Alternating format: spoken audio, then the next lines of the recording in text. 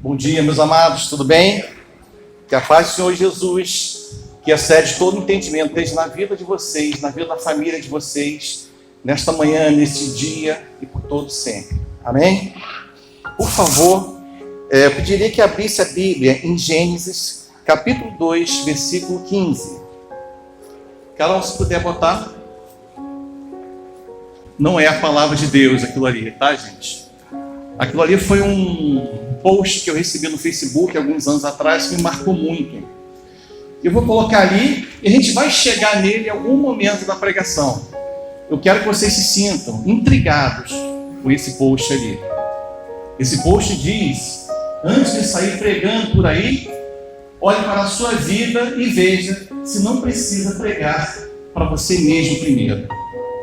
A gente vai falar sobre ele, não vou dar mais detalhes sobre ele. Vocês acharam Gênesis 2, versículo 15? Posso? E tomou o Senhor Deus o homem e o pôs no jardim do Éden para o lavrar e o guardar. E ordenou o Senhor Deus ao homem, dizendo: de toda a árvore do jardim comerá livremente, mas da árvore do conhecimento do bem e do mal, dela não comerás, porque no dia que dela comeres, certamente morrerás. Vocês podem repetir comigo, por favor, esse último trecho? Eu falo, vocês repetem, para a gente reforçar. Mas da árvore do conhecimento do bem e do mal, dela não comerás, porque no dia que dela comeres, certamente morrerás. Vamos virar algumas páginas, eu queria ter visto quantas são, não sei. Mas vamos para Gênesis 3, versículo 1. Gênesis 3, versículo 1. Vamos lá. Ora, a serpente era a mais astuta de todas as animárias do campo que o Senhor Deus tinha feito. E esta disse à mulher: é assim que Deus disse: não comereis de toda a árvore do jardim? E disse a mulher à serpente: do fruto da árvore do jardim comeremos. Mas do fruto da árvore que está no meio do jardim, disse Deus: não comerei deles, nem nele tocareis, para que não morrais. Vamos novamente repetir o último trechinho, para reforçar. Não comereis dele, nem nele tocareis, para que não morrais. Amém? Vocês perceberam algumas coisas aqui nessa passagem, que Eva, ela acrescentou alguma coisa à palavra de Deus. Deus havia dito que daquele fruto, da árvore do conhecimento do bem e do mal, que eles não poderiam comer daquele fruto. E quando a serpente perguntou para ela disse que Deus havia dito que não comeria e nem nele tocaria. Ela acrescentou alguma coisa à palavra de Deus, ela foi além do que Deus havia ordenado.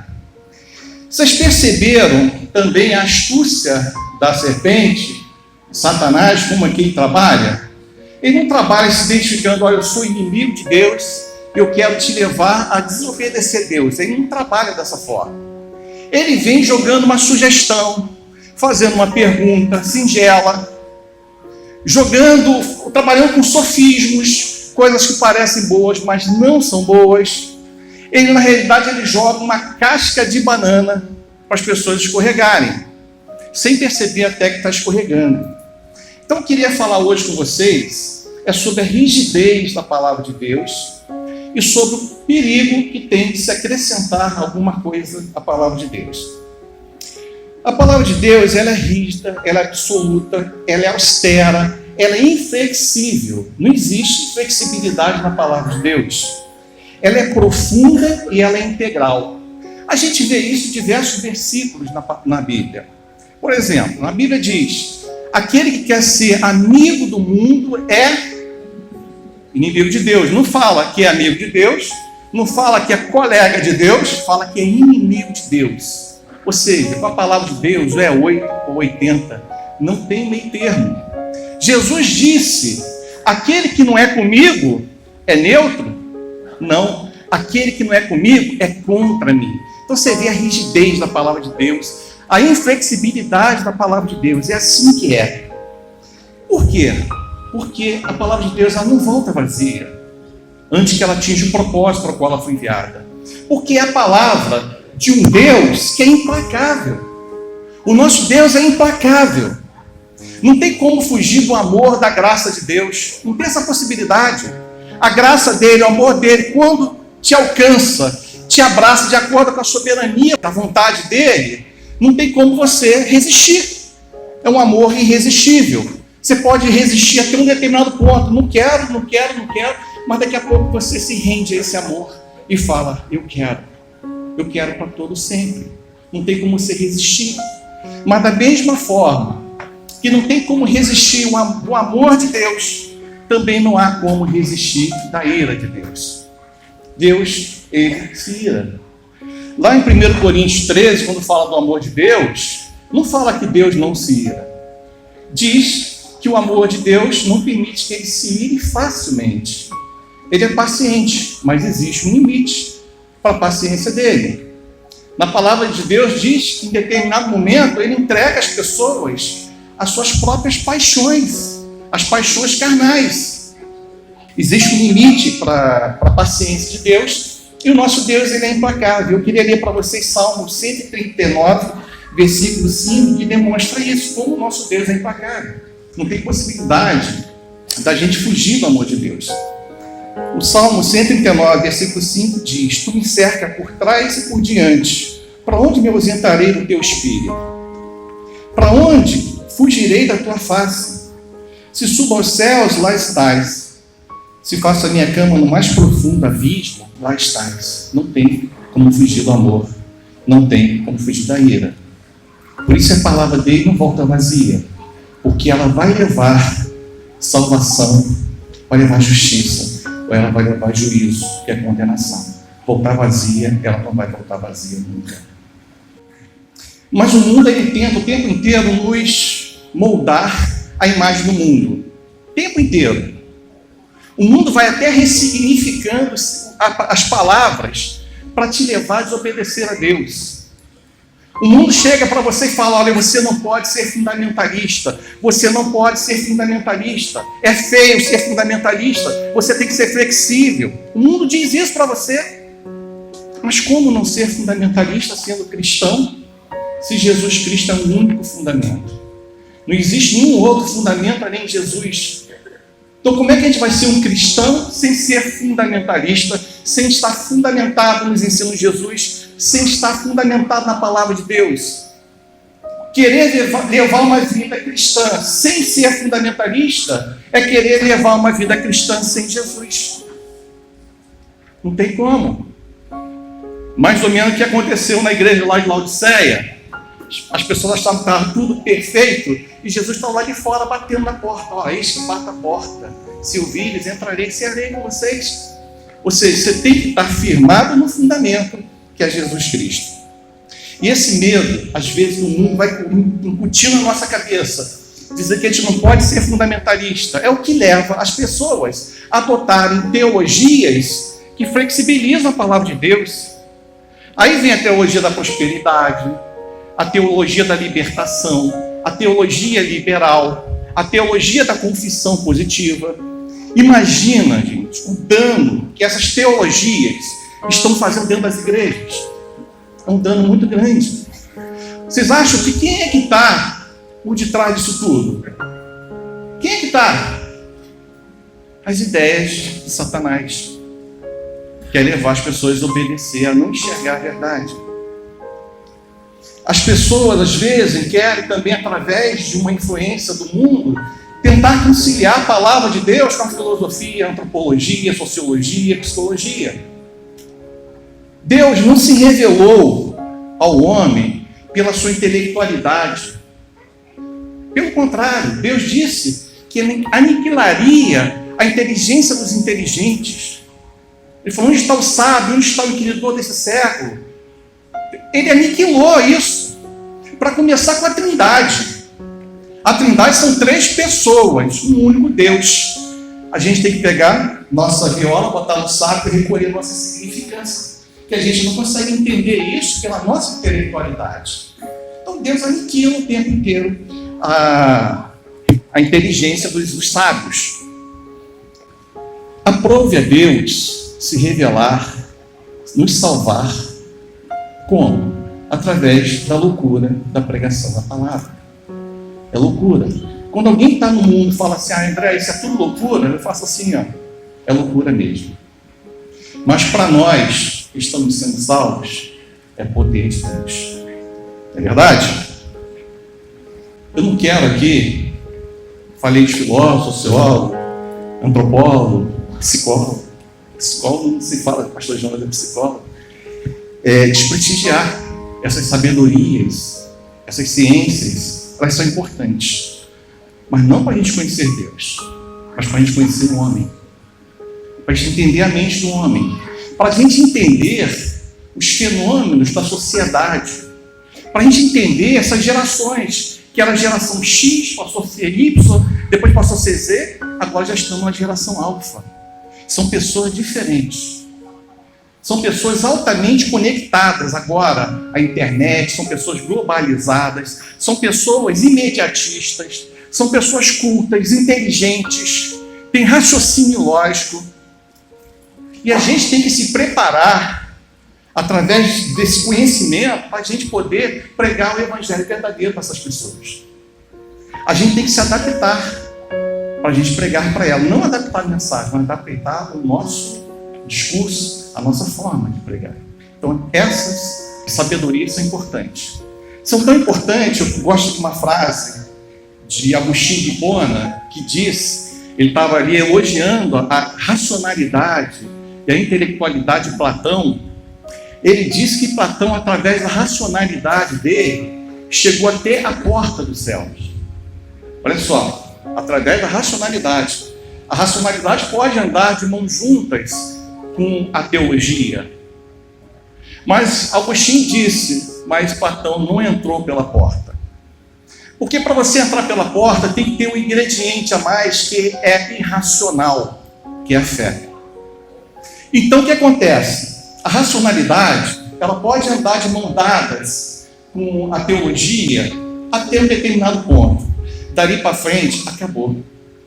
Uma vai para um lado e a outra vai para um outro lado.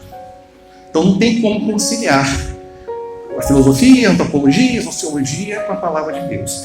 Isso tem entrado nas igrejas, aí vem o materialismo, vem diversos outros pensamentos filosóficos entrando na igreja, o hedonismo, materialismo, universalismo, que está igualmente causando dano à igreja.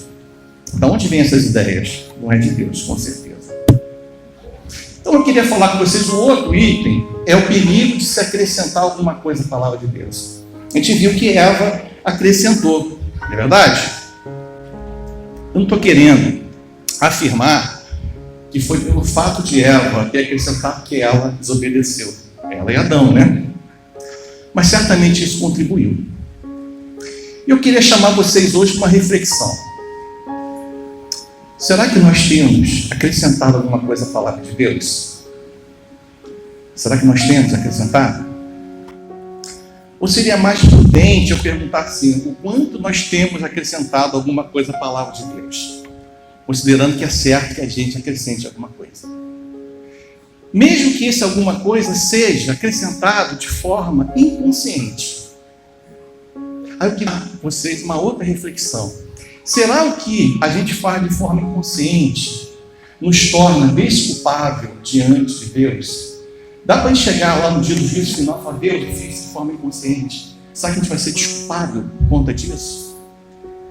Ou será que aquilo que a gente faz de forma inconsciente fale mais da nossa natureza, da nossa imaturidade, da nossa meninice, do que aquilo que a gente faz de forma consciente? Porque o que eu faço de forma consciente, eu tenho algum controle sobre aquilo. Eu percebo o que eu fiz e eu posso me arrepender e mudar de direção. O que eu faço de forma inconsciente, eu não consigo, eu não tenho controle absolutamente nenhum, eu não sei nem o que eu estou fazendo. É como se eu estivesse dirigindo um caminhão carregado, cheio, descendo uma ladeira, no meio da ladeira, estou pisando no freio, não tem freio absolutamente nenhum. Eu viro o volante para a direita, a direção está quebrada, viro para a esquerda, está quebrada. Ou seja, eu virei passageiro daquele caminhão. Eu não consigo manobrar o caminhão. O que a gente faz inconscientemente nos torna passageiro da nossa própria inconsciência. Então a gente tem que buscar ter consciência, e a consciência de Cristo. Amém?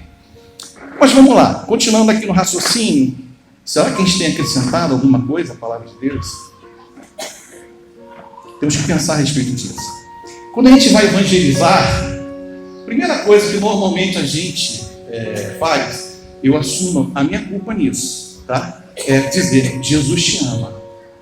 Jesus te ama. Mas o que Jesus mandou a gente fazer? Jesus mandou amar o próximo como a ti mesmo. Amar o próximo como eu amei a igreja.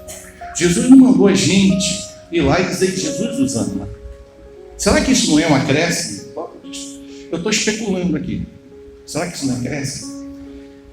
Eu estou especulando por quê? Porque a doutrina do amor de Deus é uma doutrina muito difícil.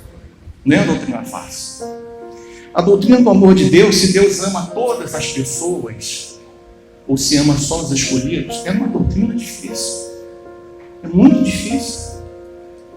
Eu penso que, da mesma forma que existe a graça geral, que Deus faz chover sobre os justos e os injustos, da mesma forma que Jesus disse, eu conheço as minhas ovelhas, e elas ouvem minha voz e me seguem, mas Jesus não conhece as ovelhas, ele conhece também os bodes, mas ele conhece as ovelhas de forma especial, ele reconhece como ovelha. Então, da mesma forma que existe duas graças, uma geral e uma específica, aquela graça salvífica, da mesma forma que Jesus falou que conhece as ovelhas dele, mas ele também conhece os bodes. Da mesma forma que Jesus falou que no dia do juízo final não adianta falar Senhor, Senhor, Jesus falou que falará para essas pessoas, nunca vos conheci, apartai-vos de mim, vós que praticais iniquidade. Mas Jesus conhecia aquelas pessoas. Na realidade, ele não estava reconhecendo como ovelha. Da mesma forma que Jesus conhece de forma especial, da mesma forma que Deus tem a graça especial e tem a geral, eu diria para você, da minha concepção, que Deus ama toda a criação de uma forma geral, mas de forma especial, Ele ama os escolhidos. São aquelas pessoas que Ele escolheu, somos nós. Nós agradecemos por essa misericórdia que nós não merecíamos, tanto quanto aqueles outros que Ele não escolheu, mas Ele nos escolheu para a gente estar com Ele na eternidade. Esse é um amor especial. Então você vê como a doutrina do amor de Deus, ela é uma doutrina difícil. Por causa do quê? Por causa do universalismo, por causa dessas coisas, essas questões filosóficas todas, que a gente desde pequenininho vem aprendendo, e a gente acha que para Deus ser justo, Ele tem que amar todas as pessoas. Mas a Bíblia não aponta para isso. Por exemplo, se aquele bom samaritano passasse lá por aquele cara lá que estava caído, machucado, se ele falasse assim, Jesus te ama, e fosse embora, adiantaria alguma coisa?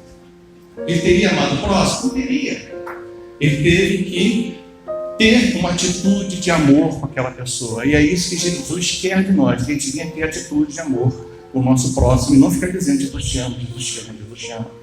Eu estava numa conversa na EBD sobre isso, um tempo atrás, sei lá, um mês, o presbítero Gilberto estava lá, a gente estava conversando sobre isso, ele até deu uma sugestão que gostei muito. Então, ao invés de a gente falar Jesus te ama, por que a gente não fala? Você gostaria de conhecer o amor de Jesus? É diferente.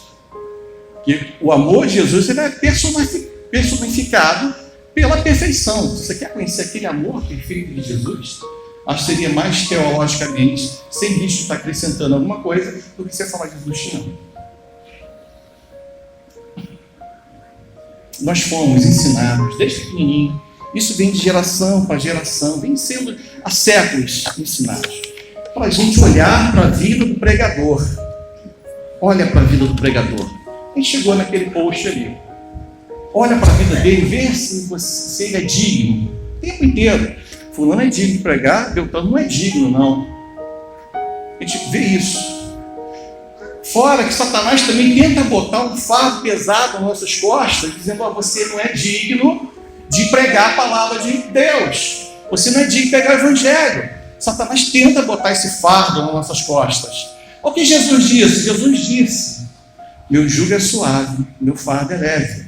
Jesus já disse isso. Mas o inimigo quer botar um peso nas suas costas. Você não é digno, você não é digno. E a gente vê uma coisa dessa e acha que está certo. Poxa, vi os comentários da época. Um escreveu assim: é forte, hein? É forte. Aquele forte assim com um monte de exclamação. Onde ele viu força, eu vi fraqueza. Foi fraco. O outro falou assim: verdade. Onde ele viu verdade, eu vi mentira. Não é porque eu sou perfeito, não. É porque eu acho que o Espírito Santo falou isso comigo. Aí o outro falou assim: é isso aí mesmo. Eu vi assim: não é isso aí mesmo. Vamos ver o que é a verdade? Que a verdade é o que está escrito na palavra de Deus. Disse-lhes: ide por todo mundo e pregai o evangelho a toda criatura. Essa é a verdade. Jesus não disse assim: ó, ide por todo mundo e pregai o evangelho quando você for digno. Falou isso? Ide por todo mundo e pregai o evangelho se você for digno. Nem quando você for e nem se você for, ele falou. Ele falou: ide, meu filho, vai lá, pregue o evangelho, porque eu sou digno. E Jesus é digno. A gente vai não é na nossa dignidade, a gente vai na dignidade de Jesus. A gente vai não é na nossa força, na nossa vontade, na nossa perfeição. A gente vai na força dele, na vontade dele, na perfeição dele. Porque Adão falhou, nós falhamos toda hora, mas aonde Adão falhou e onde nós falhamos, Jesus Cristo foi 100% obediente, ele não falhou. Ele foi obediente até a morte de cruz. Por isso a gente vai na força dele, é nos princípios dele, é na dignidade dele. É por isso que nós vamos, e nós não podemos aceitar uma coisa dessa, como cristãos maduros que nós somos. Amém? Que afinal de contas, gente, vamos confessar aqui, não adianta a gente olhar para a vida do pregador, a gente não conhece as pessoas. Eu estou aqui pregando hoje, vocês me conhecem? Conhecem. Mas me conhecem profundamente? Não. A minha esposa me conhece melhor do que vocês, que ela tem acesso a situações que vocês não têm acesso. Mas até a minha esposa não me conhece plenamente, que ela não tem acesso aos meus pensamentos, ela não tem acesso aos meus sonhos. Eu sonho de madrugada, ela não tem acesso. Estou dizendo que é sonho ruim não, tá, gente? Mas eu sonho, ela não tem acesso a isso. É verdade? Então ela já não me conhece plenamente. Eu me conheço plenamente? Também não. Porque a palavra de Deus diz que o coração, não existe nada mais enganoso que o coração do homem. Então eu também não me conheço plenamente, que posso me achar melhor do que realmente eu sou. Moral da história: quem me conhece plenamente é Deus. Ele esquadrinha o meu coração, ele sabe exatamente quem eu sou, e eu falo isso cheio de temor no meu coração, que muito provavelmente eu não sou tão bom quanto eu imagino. Diante de Cristo, realmente, eu me constranjo. Quem conhece, quem sabe quantos fios de cabelo tem na minha cabeça é Deus. Eu não sei, acho que ninguém sabe, só se for alguém careca, né? Que vai dizer não tem nenhum, né? Mas qualquer pessoa que não seja careca, ela não vai saber quantos fios de cabelo, mas Deus sabe, Ele nos conhece plenamente. Amém? Ninguém é perfeito. A gente vai na perfeição de Jesus. E a gente tem que tomar muito cuidado. Jesus diz: acautelai dos falsos profetas. Eles são lobos vestidos de cordeiro. O que quer dizer isso? Que os falsos profetas têm uma aparência boa. Eles parecem cristãos. Ele está no meio de nós. Você olha para o falso profeta, é cristão. Mas por dentro é lobo vestido de cordeiro. É lobo vestido de cordeiro. Então não adianta a gente olhar para o homem. Satanás quer, olhe para o homem, olhe para o homem, olhe para o homem. Mas Jesus está falando: olhe para Cristo, olhe para a mensagem, olhe para a palavra. E a gente foi ensinado a olhar para o homem. Vamos ver o que Paulo diz a respeito disso? A gente fica julgando, né? Fulano não está pregando com falsidade, a vida dele é toda errada. Aí vem aqui, prega o evangelhozinho todo certinho, quer que a gente engula.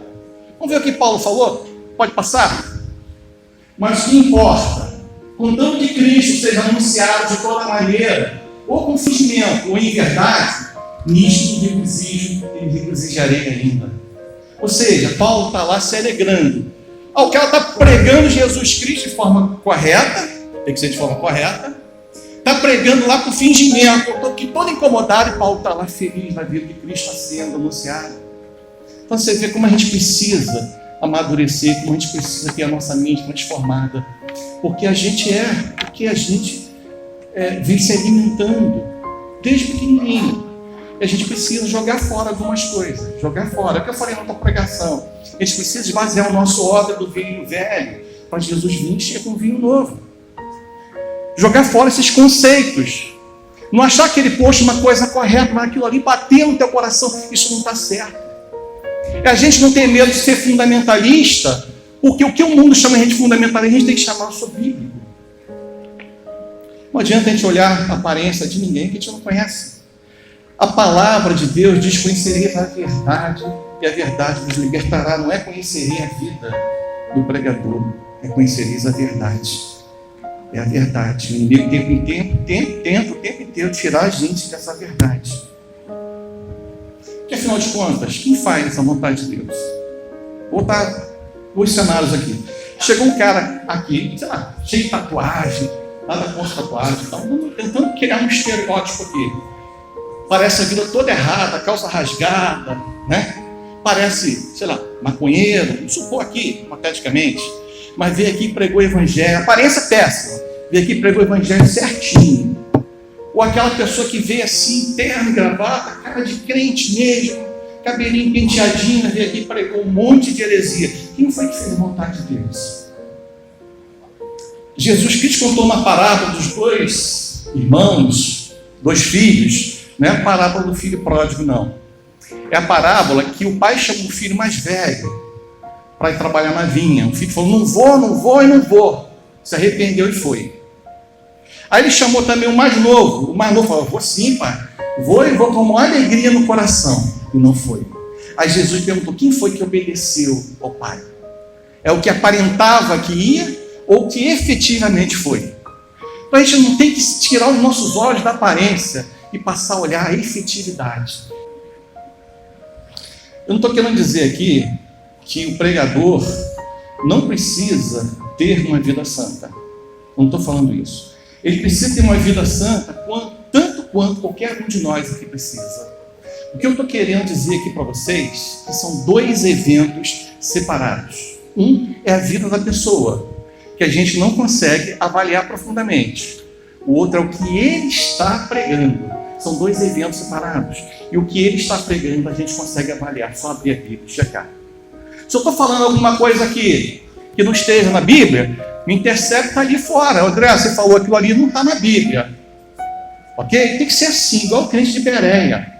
O crente de Bereia fazia isso, não é quando um desconhecido ia pregar, não. Até quando Paulo ia pregar lá, o crente também, vou checar isso aqui. E é assim que nós temos que ser. A gente não pode aceitar qualquer coisa. A gente não pode aceitar acréscimos. Gente, para transformar um evangelho verdadeiro no evangelho falso, basta você acrescentar alguma coisa nele. Não precisa mudar ele todo, não. Acrescentou alguma coisa nele, já transformou ele no evangelho falso. Porque a palavra de Deus diz que não pode acrescentar e nem retirar nada. E o mundo vai tentando colocar conceitos na sua cabeça. Vou dar um exemplo aqui. Prega o evangelho, se precisar use palavras. Por exemplo, o mundo te coloca isso. E você adota isso, poxa, que bacana, né? Pregar o evangelho sem a palavra quer dizer o quê? Vou pregar com o meu exemplo, com as minhas obras. Mas Jesus disse, quem tem ouvidos para ouvir, que ouça. Era o quê? Era para ouvir as obras? Não, era para ouvir a palavra. A Bíblia diz que a fé vem pelo ouvir, e ouvir a palavra de Deus. Ou seja, o evangelho é pregado com palavras. Vou dar um outro exemplo aqui. Nós somos a Bíblia que o mundo vai ler. Isso é verdade. Infelizmente é verdade. O mundo lê a gente, não é verdade? Acho que foi sexta essa semana, um cara com um adesivo de uma igreja atropelou um monte de gente, a pessoa já começou a acusar a igreja. Isso é uma verdade, infelizmente. Mas nós, como bons cristãos que nós somos, nós temos que ensinar ao mundo que Jesus Cristo é a Bíblia que eles precisam ler. A gente precisa ensinar isso. A gente não pode, apesar disso ser, na prática, uma verdade, na prática isso está acontecendo, mas é por ideia, por sugestões do maligno. Para eles tirarem os olhos de Jesus e olhar para a minha vida que é falha. E nós precisamos ensinar o mundo, olha, não sou eu que sou a Bíblia, eu sou falho. Jesus Cristo é a Bíblia, que você precisa ler. Não é que você vai ler, que você precisa ler. Nós precisamos ensinar isso ao mundo. Eu queria que todos nós aqui fôssemos bíblicos, fundamentalistas, porque Jesus é o único fundamento. É o fundamento da nossa vida. Não existe nenhum outro fundamento além de Jesus. A palavra de Deus é o fundamento da nossa fé. A gente crê no que está escrito, não é verdade? A palavra de Deus é o fundamento da nossa fé. Então, eu gostaria que vocês estivessem sempre alerta para vocês não caírem nessas armadilhas que o mundo vem jogando, nessas cascas de banana. Satanás aí trabalha com sutilezas, para a gente não estar sempre atento, a gente tem que estar blindado com a palavra de Deus para a gente não cair. Tem coisas que parecem boas, mas não são boas. Às vezes a gente vê Satanás fazer aqui uma figuração, lavando uma calçada, você, pô, legal, tá lavando a calçada para a calçada ficar limpa, mas o objetivo dele não é limpar a calçada, é fazer você escorregar nela. Ele bota água com detergente, bota sabão em pó, ainda bota óleo diesel, aí fica bem escorregadio. Você passa, pô, legal, isso parece legal, mas não é legal, é para você escorregar. Amém? Essa mensagem eu gostaria de... Vamos orar? Agradecendo a Deus.